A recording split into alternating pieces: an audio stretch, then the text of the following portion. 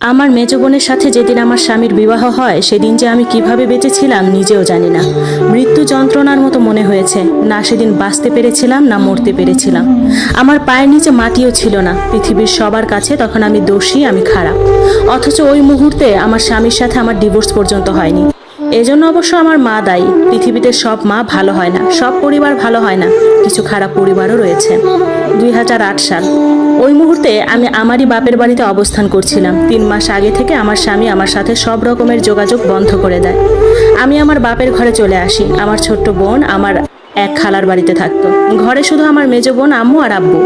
ওরা আমার সামনে তেমন কথা বলতো না। আর তাছাড়া আমি শ্বশুর বাড়িতে থাকতাম, তাই ঘরের এত কিছুতে আমি নাক গলাতাম না। তবে আব্বু আম্মুকে অনেক সাহায্য করতাম স্বামীর থেকে লুকিয়ে। আমার স্বামী ধনী ছিল আর আমার বাবা দিনমজুরে ছিল। আমার স্বামীকে বলে আমি আমার বাবাকে একটি সিএনজি নিয়ে দিই।